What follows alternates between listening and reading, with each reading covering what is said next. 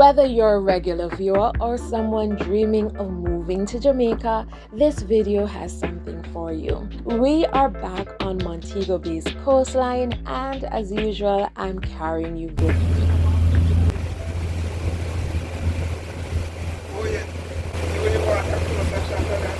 When do I come back, I guess? Yeah. Today, we're going to get a closer look at the reconstruction taking place at Margaritaville from a different vantage point, the coastal view. We're also going to get a close-up of the new Harbour City Shopping Centre on our way back. Now, during our boat ride through the Montego Bay Marine Park, I'll also fill you in on the latest news and updates around Montego Bay and Jamaica. If you enjoy these kinds of videos, don't forget to leave a like, comment, share, and subscribe to stay connected. And don't go anywhere, because at the very end of the video, I have bonus footage for you.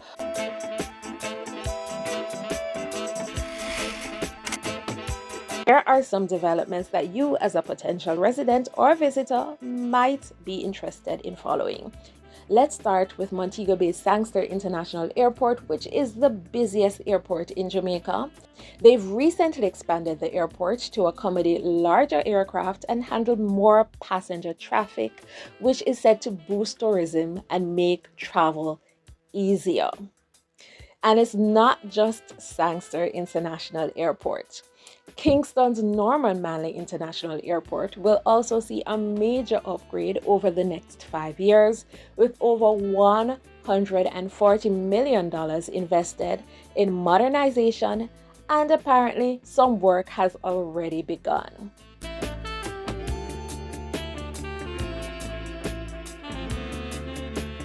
Doctor's Cave Beach.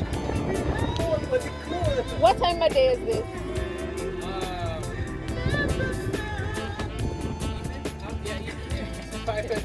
It's 5:20 at Doctor's Cave Beach. Is it a golden hour? I look like golden hour on my phone. Yes, it's the golden hour, so it's very beautiful. And as I said, guys, all the people are golden. We're going to move from Doctor's Cave Beach now, and we're going to go to Margaritaville. I am going to try and capture the construction sites. All right. So here's a view of Margaritaville from the coastline. When on land, you're not really able to see the progress taking place, so I'm very happy that we were able to show you the view from this side. As you know, they suffered some damages when Montego Bay's waterfront was battered by rain, wind, and waves that accompanied the cold front back in February of this year. Before the damage, the full-service restaurant and bar also had a 120 feet signature water slide and a water trampoline. There was even a retail store attached, and at night, the restaurant and bar turned into a nightclub.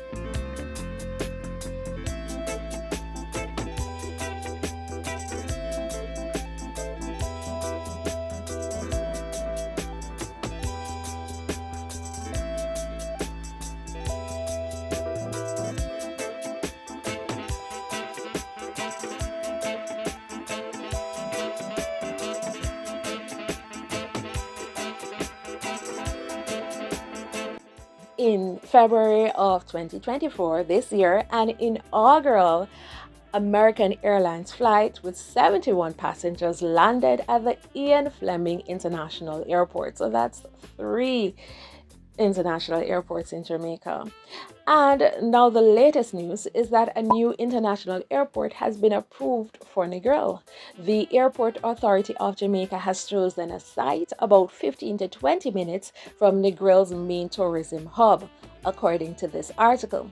This location will be perfect for supporting the area's growing tourism scene and will help ease the load on Sangster International Airport. Imagine being able to fly directly into Negril if that's your destination. No more long drives from Montego Bay or Kingston.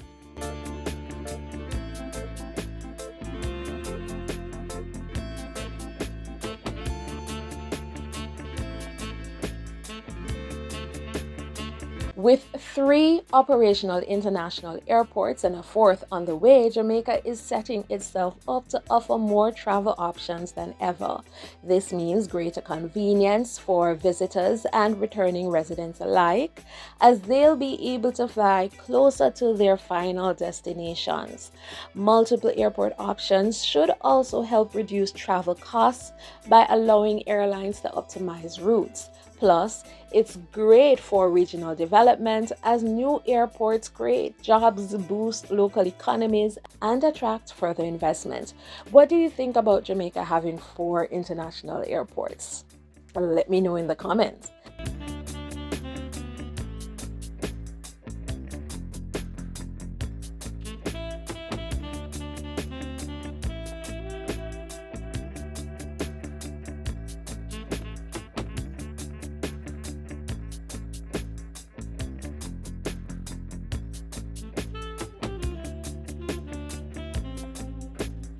What's next? Now, aside from the airport upgrades, there are ongoing projects in road development, luxury housing, and more. The Montego Bay Perimeter Road project in particular is set to ease traffic flow in the area, making daily commutes and travel to and from the airport smoother. These infrastructural developments should increase productivity because nobody wants to be stuck in traffic. Hey, do you think a ferry system would be a nice addition to Montego Bay's transport system? Would you use it if it was an option? Let me know in the comments. Luxury condos and resort style housing developments are also on the rise, adding to Montego Bay's appeal for both locals and foreigners looking to relocate. In my video from about 7 days ago, a week ago, called Three Mixed Use Developments That Will Change Montego Bay, we talked about a few of those luxury housing developments. You can check out that video. I will leave it in the description box and in the comments below for easier access. Now, once again, remember to like, comment, share, and subscribe if you want more videos like this.